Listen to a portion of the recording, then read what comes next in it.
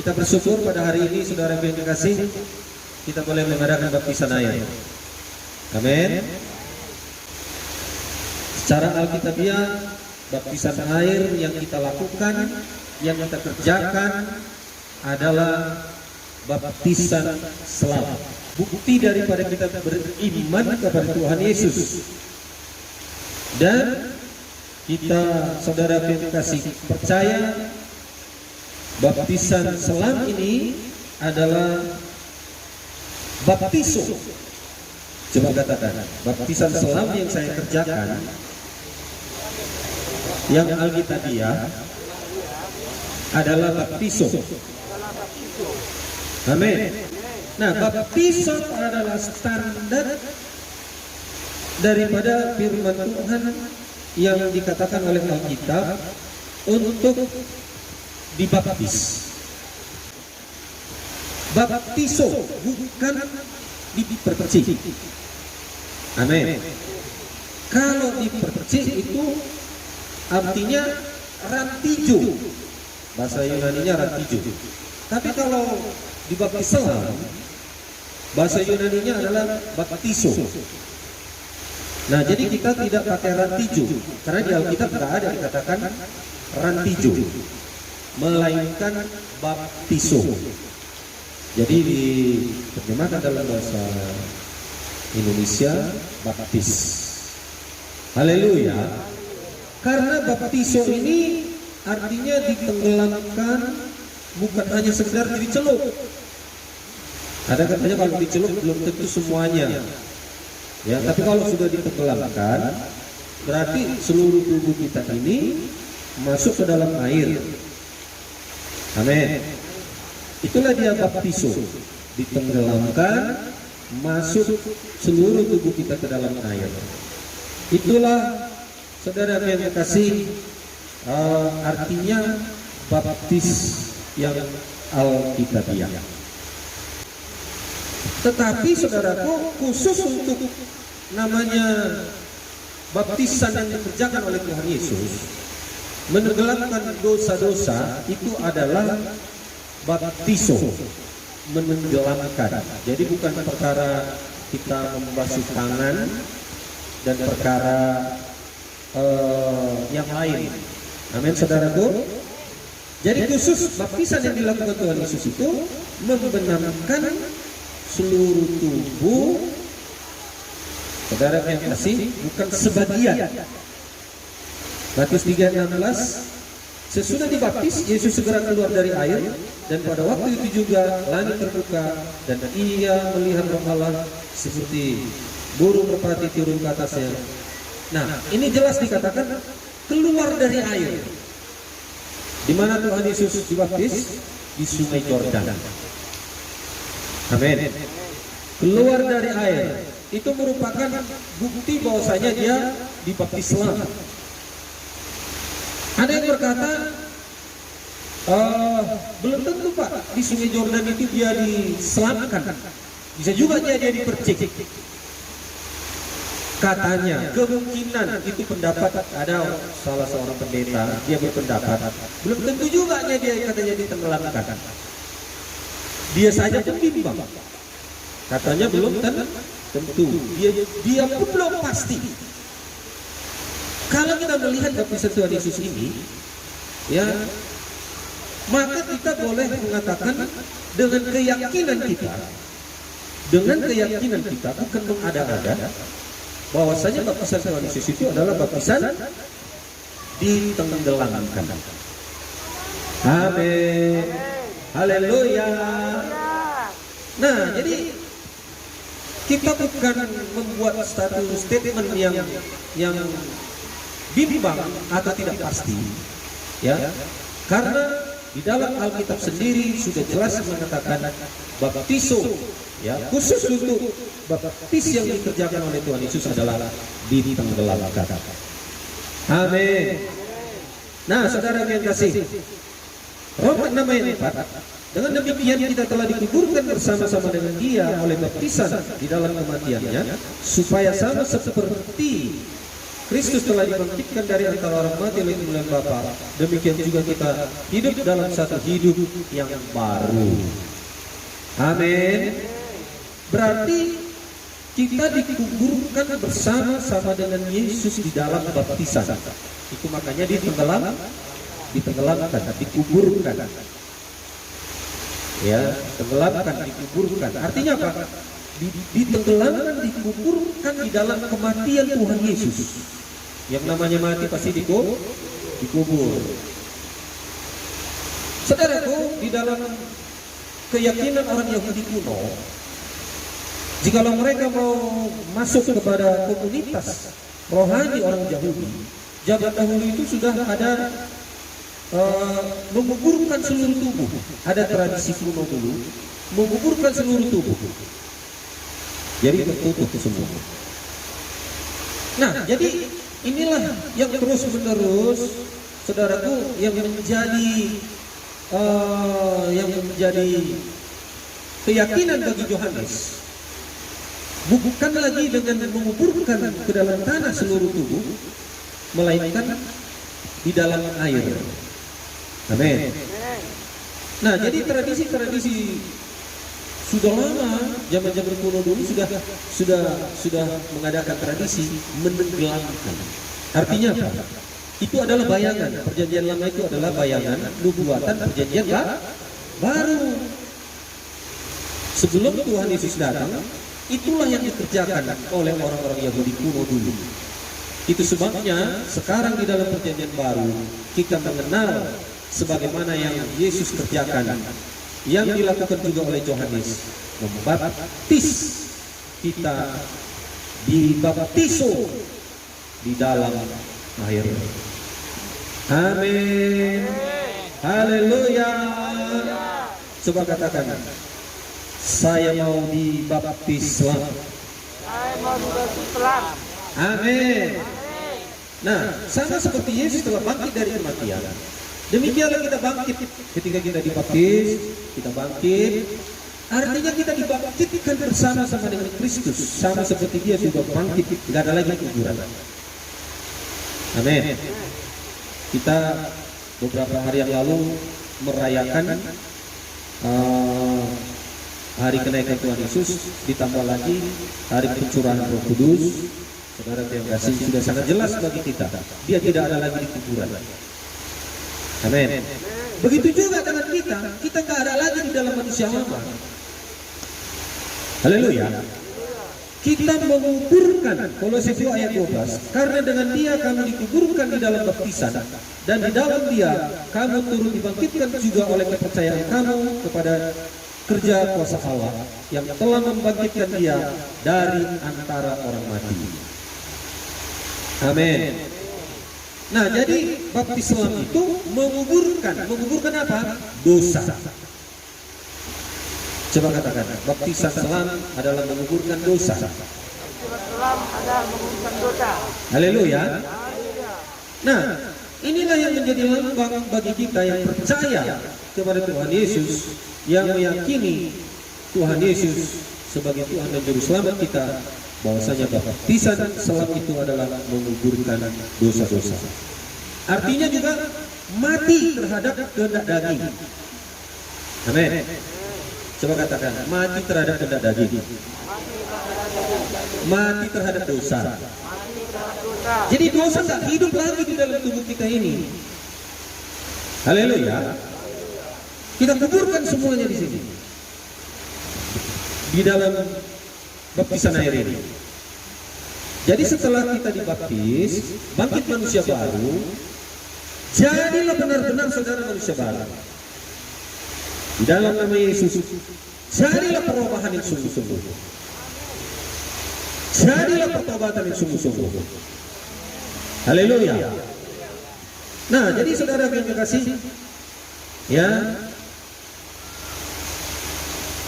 ini penting bagi kita untuk kita kerjakan, ya. Walaupun baptisan Islam ini, ya, menguburkan tabiat dosa, bukan berarti kita langsung hidup suci. Tapi ada Alkitab mengatakan, kerjakanlah keselamatanmu dengan takut dan gentar. Berarti baptisan ini adalah awal kita terus hidup baru dan menjaga keselamatan kita. Haleluya. Jadi mati terhadap dosa, nggak hidup lagi dosa. Kalau yang tadinya pemarah, bertobatlah. Amin. Kalau yang tadinya cakap-cakap kotor, bertobatlah. Kalau yang tadinya saudaraku kebiasaan berjudi, bertobatlah. Manusia baru sekarang. Amin. Jadi saudara yang mau dibaptis ini manusia baru. Tinggalkan semua manusia lama itu. Bukan itu lagi hidup saudara. Haleluya. Nah, jadi saudara yang dikasih, karakter Kristus itu bekerja bagi saudara semuanya pada hari ini yang akan dibaptiskan. Amin. Nah, saudara yang dikasih, pertanyaan yang timbul kadang-kadang dikatakan, mengapa Tuhan Yesus dibaptis? Padahal dia tidak berdosa. Ada pertanyaan kepada saya, kenapa Yesus dibaptis? Padahal dia tidak berdosa. Apa yang mau ditenggelamkan? Tidak ada dosa-dosanya. Dia dibaptis karena dari segi kemanusiaannya, bukan dari segi ketuhanannya. Karena Tuhan Yesus adalah 100% sebagai Tuhan dan 100% juga sebagai manusia. Haleluya. Dan dia dibaptis menjadi teladan bagi kita. Kalaupun dia yang tidak berdosa dibaptis, apalagi kita orang berdosa, mari kita teladani Tuhan Yesus. Haleluya. Nah, saudara yang kasih, mengapa ada baptisan yang lain, baptisan percik atau baptisan yang lain, bukan baptisan selam? Karena pada abad ke-12 tradisi gereja dimulai dengan saudaraku yang kasih pengajaran itu. Apa yang cocok itu kita buat. Jadi dibuat-buat lah. Ada yang baptis percik, ada yang pakai bendera, ada yang. Nah, sebenarnya yang Alkitabiah adalah baptisun. Amin. Menenggelamkan dosa-dosa kita. Nah, jadi siapa yang harus dibaptis? Yang dibaptis adalah orang percaya. Bukan anak-anak, tetapi orang percaya. Coba katakan, yang dibaptis adalah orang percaya. Bukan anak-anak. Markus 16 ayat 16. Siapa yang percaya dibaptis diselamatkan. Siapa yang tidak percaya akan dihukum. Siapa percaya dibaptis selamat, siapa yang tidak percaya dan tidak dibaptis tidak selamat. Berarti ada perkataan siapa yang percaya. Anak-anak sudah bisa percaya? Belum. Ngomong belum tentu bisa ngomong. Masih belajar bicara. Dia kalau kita katakan, kau tahu siapa Yesus itu? Apa itu? Makanan dia itu? Nah, nggak tahu dia siapa Yesus. Jadi bagaimana dia mau percaya? Haleluya. Nah, jadi dikatakan Markus 16 ayat 16, siapa yang percaya dibaptis. Sudahkah semuanya saudara ini percaya kepada Tuhan Yesus? Yakinkah Tuhan Yesus sebagai Tuhan dan Juru Selamat? Maka saudara yang sudah percaya layak dan pantas memenuhi kriteria untuk dibaptis selamat. Amin. Haleluya. Nah, saudara yang dikasih, terkecuali kalau tidak ada lagi kesempatan dia untuk dibaptis, seperti yang di sebelah kanan Tuhan Yesus. Tuhan Yesus berkata, pada hari ini engkau bersama-sama dengan aku di Firdaus. Selamat ya, ke surga dia. Padahal belum dibaptis. Mengapa? Karena memang tidak ada lagi kesempatan. Andai kata ada kesempatan dia diturunkan dari salib itu, pasti dia mengendapi perintah Tuhan untuk dibaptis. Haleluya. Atau mungkin di rumah sakit yang bisa lagi bergerak, udah di ICU, ataupun selagi dia bisa bicara kita doakan, kita perdamaikan. menerima Yesus sebagai Tuhan dan Juru Selamat. Terkecualilah itu. Amin. Amin. Nah, jadi kita ini kan masih sehat-sehat semua. Haleluya. Bukan dalam ICU kan. Sehat semua. Kita bersyukur semuanya saudara sehat untuk melaksanakan baptisan air ini. Nah, jadi kalau tidak ada kesempatan lagi untuk dibaptiskan, paling tidak orang ada pengakuannya kepada Tuhan Yesus. Sama seperti yang di sebelah kanan Tuhan Yesus ataupun di rumah sakit yang tidak mungkin lagi dia bisa untuk dibaptiskan. Kecuali ya, terkecuali. Bilang sama temannya, terkecuali. Haleluya. Nah, saudara yang kasih, anak-anak gak dibaptis, anak gak ada dalam Alkitab anak-anak dibaptis. Itulah tadi keyakinan gereja pada abad ke-12 tadi membuat aturan-aturan gereja sendiri. Yang penting makna rohaninya, katakan. Makna rohaninya dan prosesi pengerjaannya pun harus benar.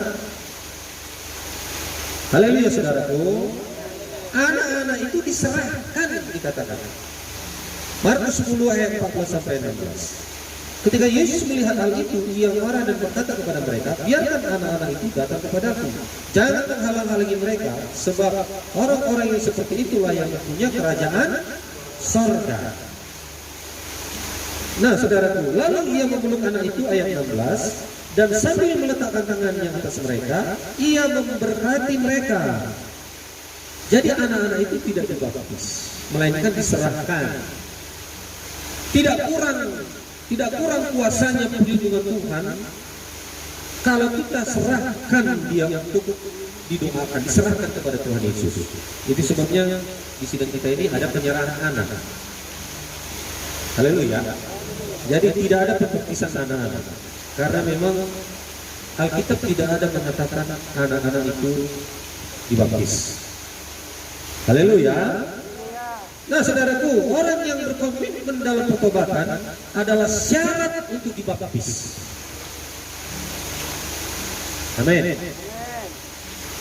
Jadi punya komitmen dulu untuk bertobat supaya step selanjutnya dibaptis. Jadi kalau belum mau bertobat,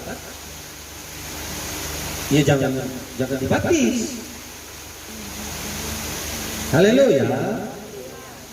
Nah saudaraku, 1 Korintus 1 ayat 30, tetapi oleh dia kamu berada dalam Kristus Yesus, yang oleh Allah telah menjadi hikmat bagi kita. Ia membenarkan dan memuduskan dan menebus kita. Markus 1 ayat 4, demikianlah Yohanes Pembaptis tampil di padang gurun dan menyerukan, bertobatlah dan berilah dirimu dibaptis, dan Allah akan mengampuni dosamu. Punya komitmen untuk bertobat, lalu dibaptis, maka kasih karunia anugerah Tuhan bekerja, pengampunan Tuhan bekerja, maka keselamatan dan pengampunan dosa sah kepada kita. Haleluya. Itu sebabnya kita tanya dulu orang yang mau dibaptis, sudah mau sungguh-sungguh bertobat enggak? Jadi kita nggak paksakan. Kalau dia berkata nanti dulu lah, anda mau join parpudi pak, ya kita nggak paksa. Haleluya. Mungkin dia masih mau menikmati minuman keras itu ya kan. Tapi kalau mati dalam ketika minuman keras itu atau mabuk, ke surga nggak itu? Nggak ya? Atau lagi main judi, stroke dia tiba-tiba. Habis stroke mati. Ke surga? Oleh karena itu selagi ada waktu, mari datang kepada Tuhan, bertobat sungguh-sungguh, baru dibaptis. Haleluya. Nah, jadi tidak ada anak-anak dibaptis. Bilang sama temannya, tidak ada anak-anak dibaptis. Karena dia belum percaya. Haleluya. Ya, sedikit lagi. Nah, saudaraku, perlukah dibaptis ulang? Sebenarnya baptis ulang tidak perlu. Dimanapun kita dulunya, sebenarnya tidak perlu dibaptis ulang asalkan dibaptis Islam. Dan saudara punya surat baptis menunjukkan saudara sudah dibaptis. Jadi tidak hanya cuma ngomong aja, saya sudah dibaptis Islam Pak di gereja ini, gak usah lagi saya dibaptis. Tandanya, buktinya ya berikanlah suratnya supaya kita tidak baptis lagi. Haleluya. Jadi saudara yang kasih, apakah pentingnya dibaptis Islam itu? Penting nggak ya? Penting nggak ya dibaptis Islam itu? Nah, saudara yang kasih, apa pentingnya kalau memang penting? Yang pertama, sebagai deklarasi iman kita, proklamasi. Kita proklamirkan kita sudah percaya kepada Yesus dan menjadi pengikut Yesus. Indonesia ini ada proklamasi nggak? Perlu nggak itu proklamasi? Supaya apa? Diperdengarkan kepada seluruh dunia bahwasanya Indonesia sudah merdeka. Perlu nggak dibaptis? Perlu. Untuk apa? Proklamasi kita, deklarasi. Ya, deklarasi pernyataan bahwasanya kita sudah dimerdekakan oleh Tuhan Yesus. Amin. Kita merdeka. Dilihat oleh iblis, didengar oleh iblis, didengar oleh banyak saksi, teman-teman, saudara yang lain, bahkan disaksikan sendiri oleh Tuhan. Itu perlu proklamasi, itu perlu deklarasi. Jadi sangat penting. Haleluya, sangat penting. Yang kedua, apa pentingnya baptisan selam ini? Baptisan selam adalah amanat agung, artinya perintah Tuhan sendiri. Tuhan yang memerintahkan. Jadi bukan perintah manusia, bukan ajaran gereja, tapi perintah Tuhan. Katakan sama teman-teman, baptisan selam itu perintah Tuhan. Haleluya. Sudah jelas ya, Matius 28 ayat 18 sampai 20, perintahnya. Yang ketiga, apa pentingnya baptisan selam ini? Meneladani Tuhan Yesus. Berarti bukti kita mengasihi Tuhan Yesus. Haleluya. Nah, itulah dia saudara. Jakobus 4 mengatakan, tanda kita mengikuti Yesus, mengasihi Yesus, kita dibaptiskan. Amin. Kemudian apa lagi pentingnya baptisan selam ini? Pentingnya baptisan selam ini sunat bagi kita orang Kristen. Haleluya. Coba katakan, baptisan selam adalah sunat bagi saya. Haleluya. Nah, saudara yang dikasih, dikatakan di dalam Roma 2 ayat 29, tetapi orang Yahudi sejati ialah dia yang tidak nampak keyahudiannya, dan sunat ialah sunat di dalam hati secara rohani, bukan secara hurufiah. Maka pujian baginya datang bukan dari manusia, melainkan dari Allah. Jadi baptisan selam ini adalah sunat. Sunat itu dalam perjanjian lama adalah perjanjian kita dengan Tuhan, tanda kepemilikan Tuhan. Berarti kalau kita disunat, kita milik Tuhan, kita pengikut Tuhan. Kalau kita dibaptis Islam, berarti sunat bagi kita menunjukkan kita pengikut Yesus. Haleluya. Kalau dalam perjanjian lama, sunat penanggalan dari tubuh yang berdosa ini. Tapi kalau sekarang ini tidaklah demikian. Sunat rohani dikatakan. Apakah sunat rohani? Itulah baptisan selam. Amin. Haleluya. Maksudnya sunat hati adalah menanggalkan sifat atau tabiat dosa dan karakter sebagai orang berdosa. Menanggalkan, menenggelamkan, membuangkan. Itu. Ulangan 30 ayat 6, dan Tuhan Allahmu akan menyunat hatimu dan hati keturunanmu sehingga engkau mengasihi Tuhan Allahmu dengan segenap hatimu dan segenap jiwamu supaya engkau hidup. Haleluya. Jadi perjanjian lama itu sunat merupakan juga gambaran sekarang ini sunat rohani. Ayat firman Tuhan yang mengatakan sunat rohani. Haleluya. Sunat hati. Ya, supaya kita saudara yang kasih memiliki hati Yesus, karakter Yesus. Itu lebih penting daripada nggak ada perubahan. Yang paling penting sunat hidup kita ini dengan satu perubahan untuk menjadi seperti Yesus. Haleluya.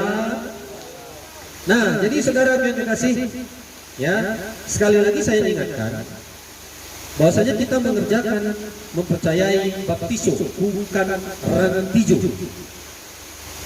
Jadi tidak ada di Alkitab kita katakan rantijo.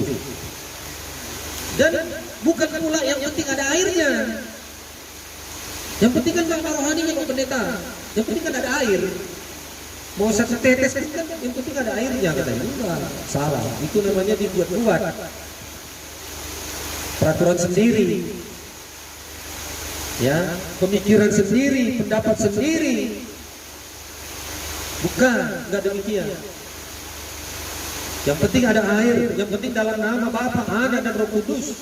Enggak boleh juga seperti itu. Mengapa? Karena kalau kita sembarangan membuat seperti itu, ibarat kita minum kopi miring, tahu kopi miring, minuman keras, tahu ya? Atau kampur, bir, kita minum atau tua.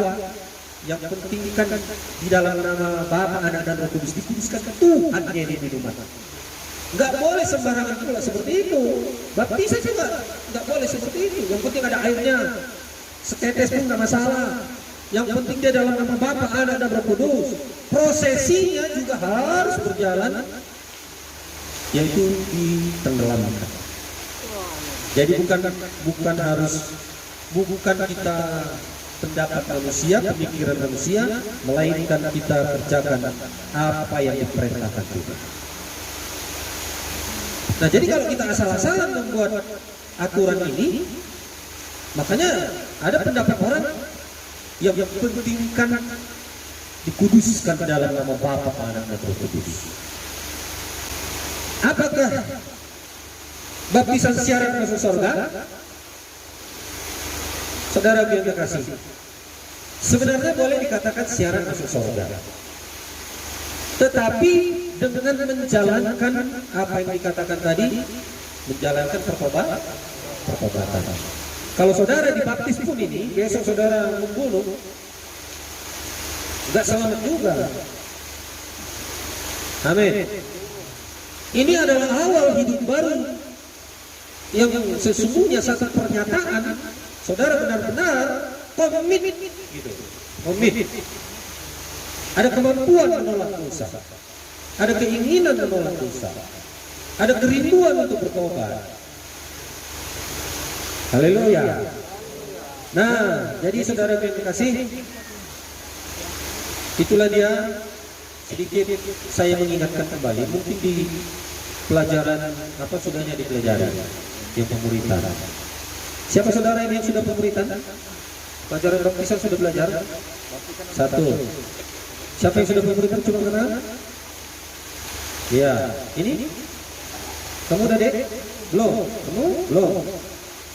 Oke, nanti menyusul setelah dibaptis minggu besok dan selanjutnya bisa ikut pemuritan. Haleluya. Kalau ada pertanyaan saudara boleh nanti ditanyakan oleh kami atau kurang jelas mengenai baptisan selanjutnya. Haleluya. Mari kita bangkit berdiri.